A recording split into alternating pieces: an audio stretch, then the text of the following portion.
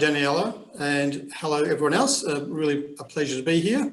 I'm going to cover off a little bit what Kate was talking about. I mean, for people who don't know some of Kate's background, she's been a very strong champion for e-invoicing now for several years. We really thank her for that. I need to get off my backside, she told me, just I heard that then, so I need to get a wriggle on after this.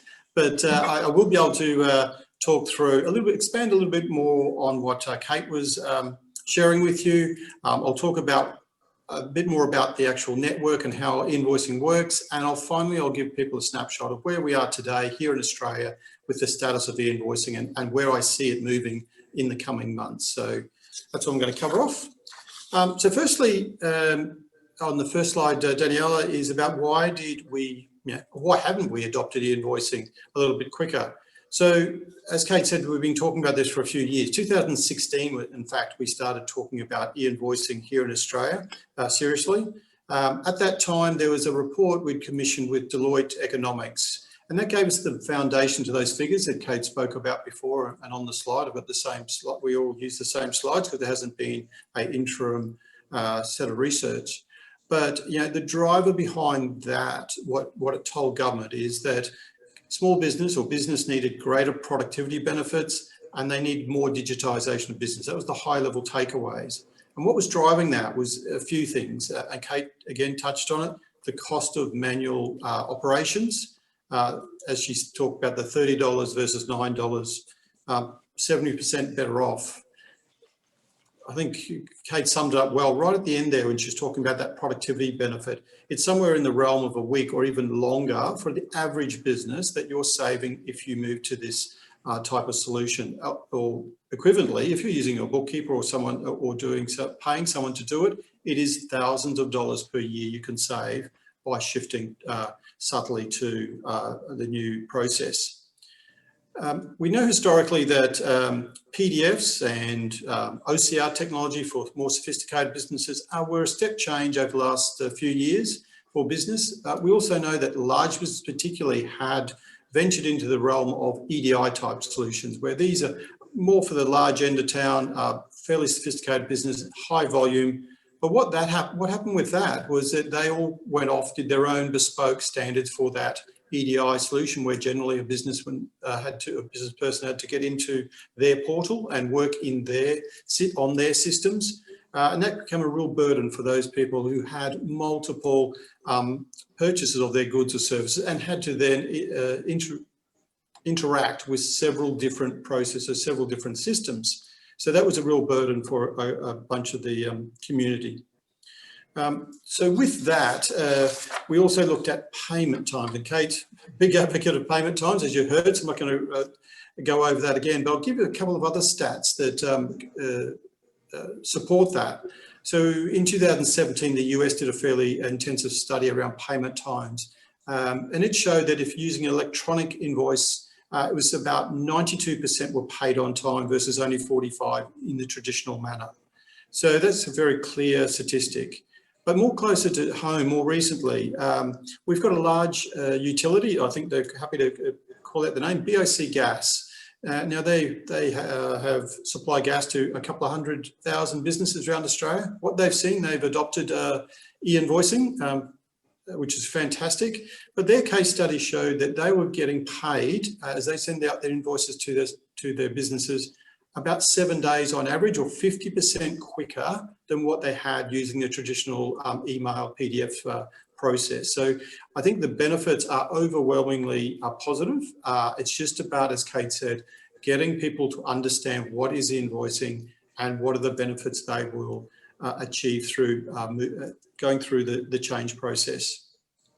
One other point we've learned too is about smaller businesses where they're not as digitally adept as some of the other people who have adopted accounting packages, as she called out.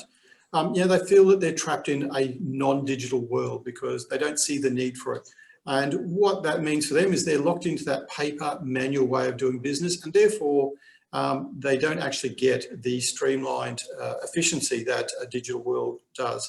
The good thing about e-invoicing, though, is that we do know that there will be solutions in the market to accommodate that. So where a business who's traditionally paper and they can't make that transition for whatever reason to the digital world, there will be some solutions that are very simple and be able to support that type of business. So I'm very pleased about that. The other point I would make is that e-invoicing is not just about sending an email and PDF one way. It's about the receiving of that and processing of that invoice as well. It is also about having more sophistication in the marketplace. So, the full procure-to-pay suite of business processes, all the different trading documents that you'd need to actually have that type of interaction with in your supply chain. Might be catalogues, might be remittance notices, purchase orders, etc. So all that are built into the solution. Before I go in too much further, I want to talk about what is e-invoicing. I was really intrigued, if Danielle would jump to the next slide, that a few stats that we saw before from MyOb and about the awareness of e-invoicing.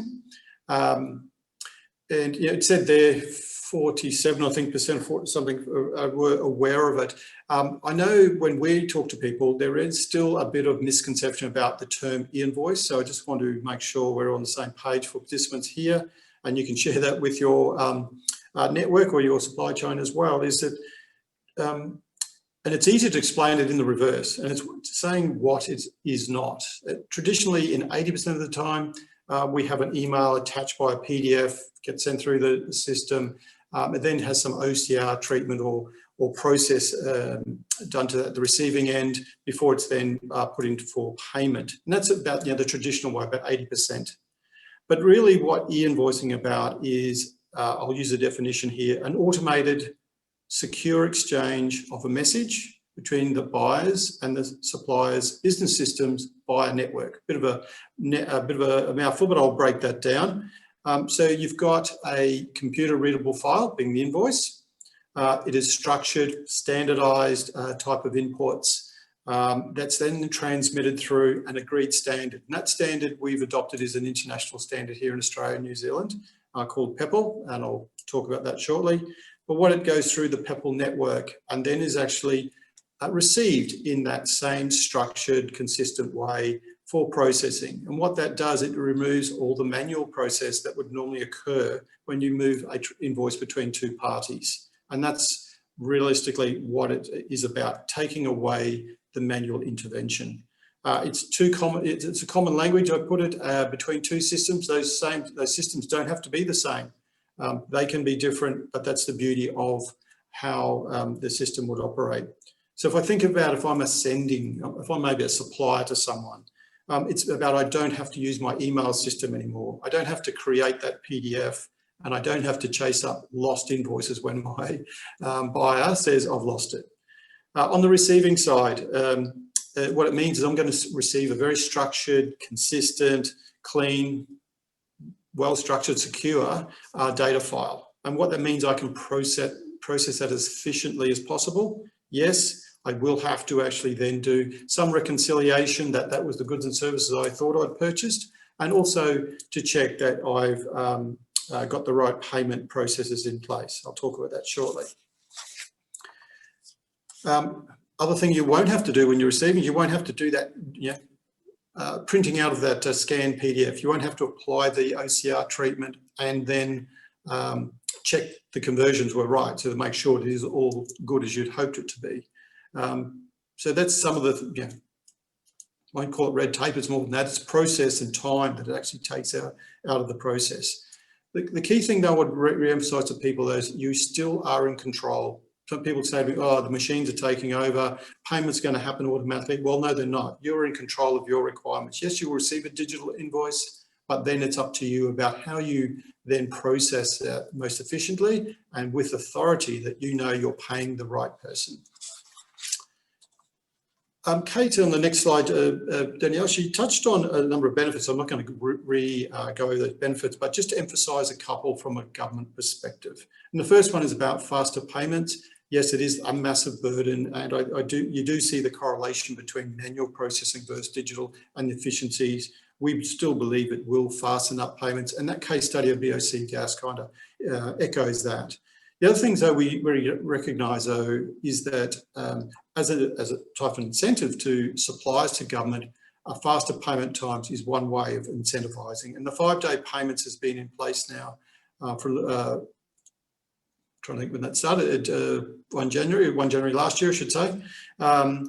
Also, that was mirrored by New South Wales in the middle of last year, also having the 5-day payments. And so what that does is, I think, really shows a signal to the rest of the business, large business particularly, that government is serious and you can actually achieve a 5-day payment. People in large business say that is impossible, you can't do it. You need too many checks and balances to achieve that. But through the digitisation, getting the clean information, there's no follow-up, a lot of follow-up, which costs the time and effort. You can achieve 5 days, and the government is proving that already. And I'll give a stat on that shortly. The other point I'd say about is the 24/7. It doesn't mean you as a business has to be open 24/7. It means the network is live and active, and it can go through any time. Another advantage of the 24/7, of course, is when you're trading internationally, that invoices will come through to your systems, or you'll be pushing out at different times of the night and day, so that you'll see that your trading partners and supply chain will always be active. The last one is security, and I can't emphasise that enough, and Kate gave some really great examples about that. And there's some really damning statistics that come through in the last 12 months about particularly cybercrime. About a 200% increase in instances of cybercrime last year. Obviously, people trying to take advantage of people during the pandemic, but we don't expect that level of growth of cybercrime to diminish. If anything, it's only going to increase, and hence we need to do all we possibly can to minimise the impact of use of the email system, which is the common trigger that fraudsters use to actually attack us. The other point I would say is about benefits is we didn't speak about, Kate hadn't mentioned, was about better business decisions. By having a digital interface, you're able to then have better records of the invoices going in and out, some patterns, better understand your supply chain so you can make more informed decisions with your trading partners. And last one, eco-friendly. Pretty obvious, if you've got a system which doesn't use paper, you're saving on storage, you're using less energy, resources, physical storage space is reduced.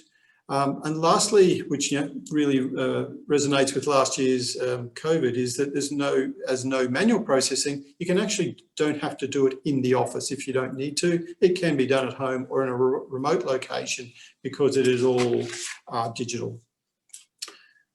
I'll backtrack now on the next slide just a little bit, Danielle, and just give us a bit more context to why we went with an international standard called PEPL and how does the network operate. So as Kate mentioned, we started this a few years ago. The government come to us in late 2018 asking, well, it's great that we're having a domestic type of arrangement with New Zealand as we started on approach there, but I'd really like a small business in Australia to be able to trade more easily globally as well. And hence, a decision was taken to adopt an international standard called PEPL, and that was instigated early 2019. The reason behind PEPL is the current stats show it's in about 34 countries. However, there is about instances we know of about 100 countries which does some form of e-invoicing, not exactly the same standard, but a lot of them are bespoke single countries where they know that e-invoicing does provide an economic benefit to a country or a compliance benefit in some cases.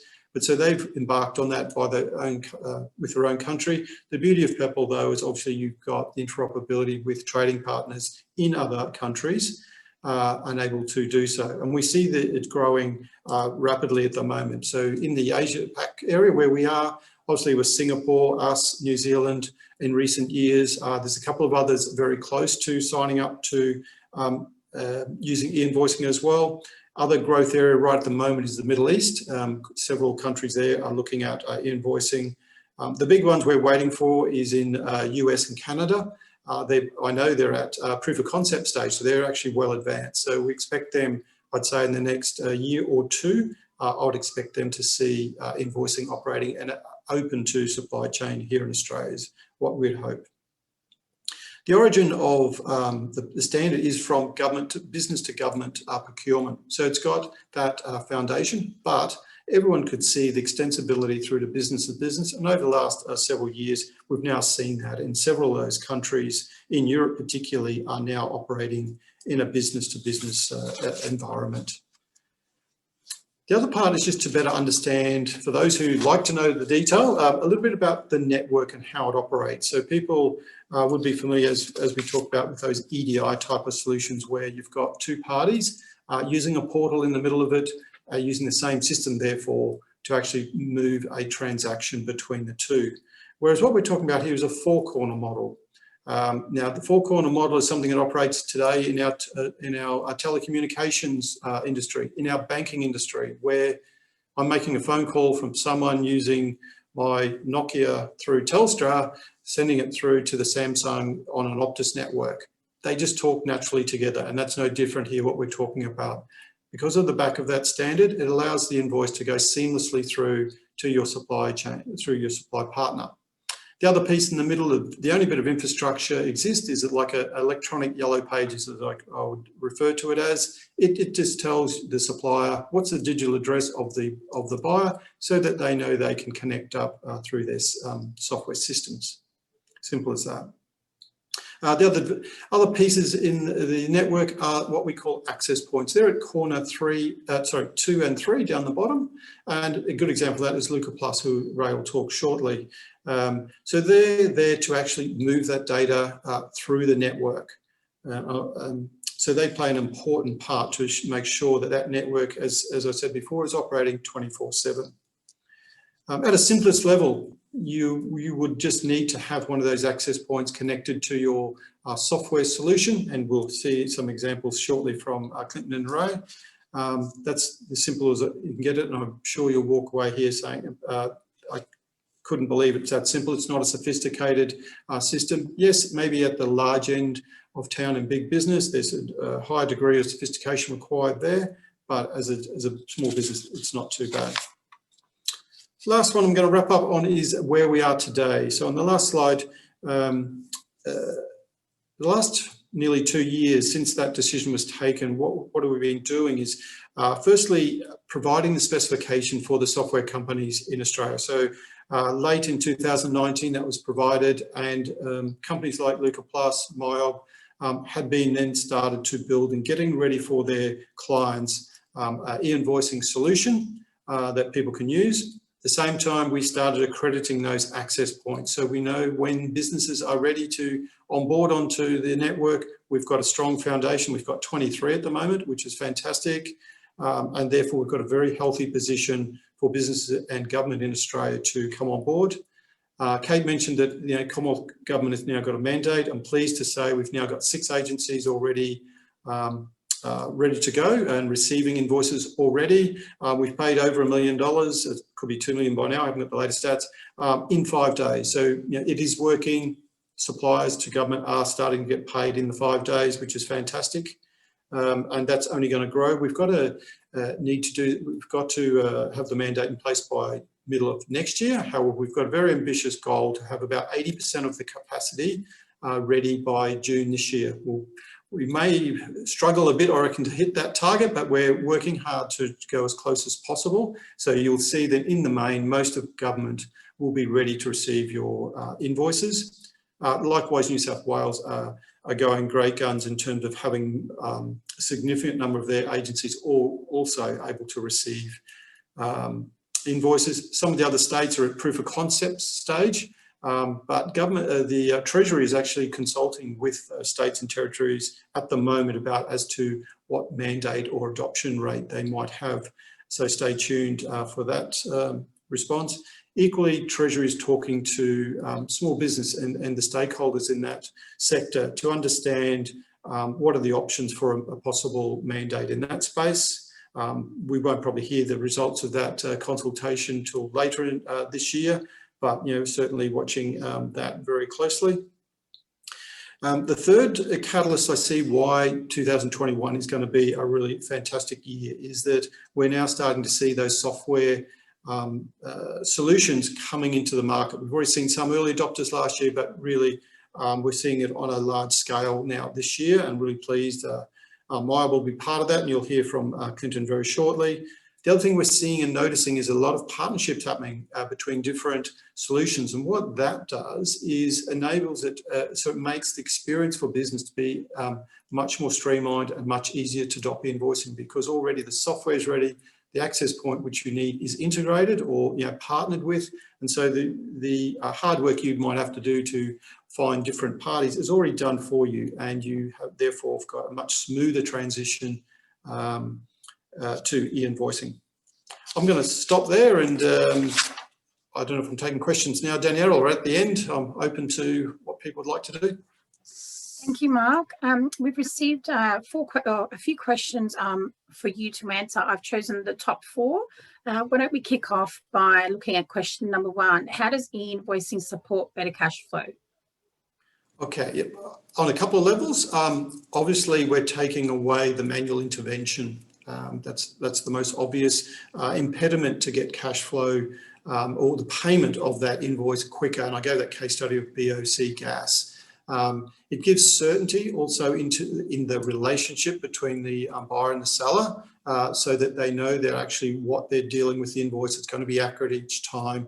They build confidence into that relationship, so they're able to pay with confidence to that person. They don't have to do a whole bunch of other quality checks with the invoice before they make the payment. So that's probably the biggest benefit e-invoicing will provide. Thank you, Mark. Question number 2. Is it envisaged that e-invoicing will or can authenticate invoices and therefore be used to aid funding? Good question, interesting question. So in terms of authentication, so yes, we do authentication process called Know Your Client. So this is about ensuring that when an invoice is sent through the system, the processes and the process we have in place ensures that there is a check to see that the person is who they say they are. So when you're receiving that invoice, you've got a higher degree of confidence that it has been checked out prior. Yes, we always though recommend you need to make sure, buyer beware, of course, even though we're removing a lot of the email issues and other associated issues with that. It's always good to ensure you don't dismiss having quality controls in your processing of a payment, and that an invoice or any sort of payments you might be making. We would always say the same. Can it be used to aid funding? Look, it's early days for invoicing and really communicating how it would be useful. We have a thing in the ATO, in our tax area, where large business have like a compliance framework we operate with them, and we're looking at how invoicing will assist them in meeting that compliance framework, because it gives certainty to us as administrators of the tax system that the processes and information in the network is accurate, and we can rely upon that. So it's a bit early for me to answer that with any confidence, but I certainly think it's going to be a positive. And perhaps maybe question 3 and 4, I know you've spoken about it throughout your presentation. Maybe we could consolidate those 2 together. And question 3 and 4 around why the ATO is involved. What's your take on it? And you've touched upon that a little bit. And its compulsoriness to business. Yeah, thank you, Danny. First question I get every single time is about why is the ATO involved? And look, and it's coming through in the consultation, Treasury telling me as well, is that people just don't appreciate the role the ATO plays in the business economy. Right. And what we say there is we've had a lot of experience dealing with software developers and also the accounting profession. Both of those are key enablers to e-invoicing and businesses in doing business. So through those relationships, we think we can provide a very solid delivery of e-invoicing.